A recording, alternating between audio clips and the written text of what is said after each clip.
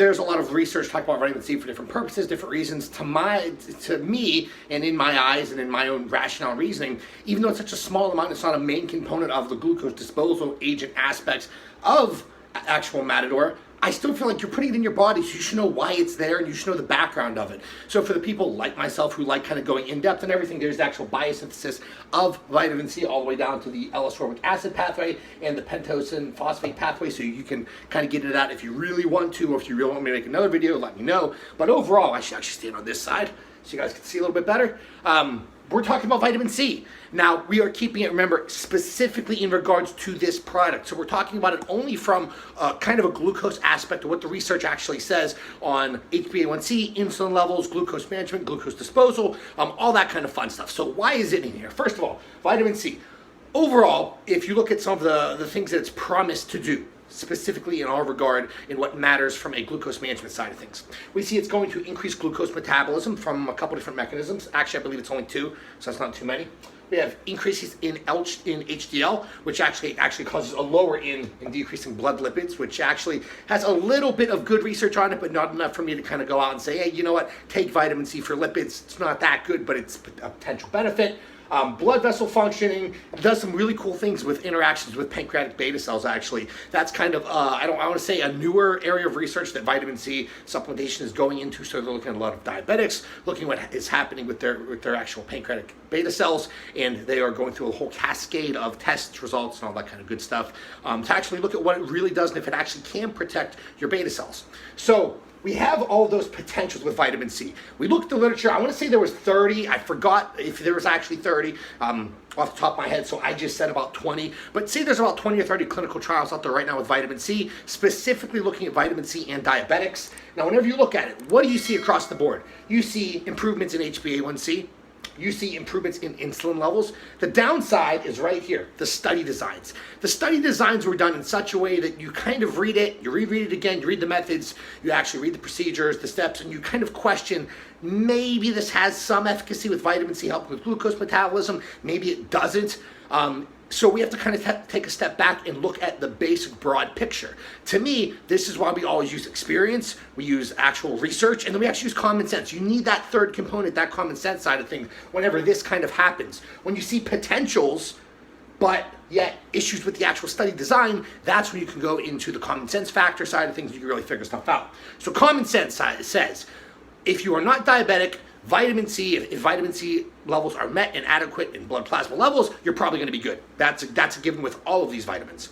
Now, what we do see is with diabetics, they obviously have a high amount of oxidative stress in your bodies, coupled with a low amount of vitamin C. Now, that combination, just adding in vitamin C and reducing some of the oxidative stress due to the antioxidant properties of vitamin C, can thereby actually potentiate and increase glucose management, increasing glucose metabolism, and causing those increases and improvements in HbA1c and in insulin levels. That makes sense. That's the common sense side of things. Now, say you are not a diabetic, but you are going through the trials and tribulations of a bodybuilder, of a strongman, of a power lifter, of whatever kind of sport that requires a high amount of effort, of training, a high amount of calories, a surplus of calories, fuel that is far above what the normal average everyday individual is doing.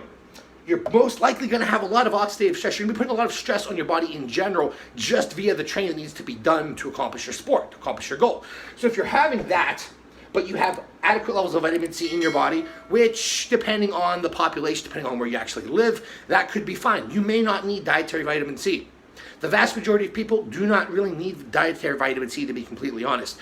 It has some benefit from some other aspects. From a glucose management aspect, to me, it looks more like, okay, if we have low levels of vitamin C, we're going to want to supplement with it. Just like anything else, we want to be at kind of, I hate to say the word homeostasis, but kind of at a homeostatic level so that we can actually reap all the benefits of glucose metabolism. If we have that, or if we have that second one of high amounts of oxidative stress, I can say that a lot of bodybuilders, a lot of physique, power, performance-based athletes are going to have one of those two things. So having a little bit of extra vitamin C, whether it comes from your actual diet or from a supplement, is going to be fine. There's tons of studies and people out there claiming to megadose of vitamin C, doing this, doing that. We're not getting into that, but this is the overall broad picture of what vitamin C does. Now you have too much vitamin C, and this is why I'm not the biggest fan of prescribing those massive bolus amounts of vitamin C. It actually inhibits actually glucocorticosteroids, cortisol, and actually can increase glucose levels. Although it's in a transient, and that's actually one of the mechanisms of action with vitamin C, it actually in a transient state actually does jack up glucose levels and actually suppresses or actually increases insulin secretion. Before it actually lowers that and actually suppresses insulin secretion. That's where it actually comes in contact with beta cells and all that kind of good stuff in that interaction.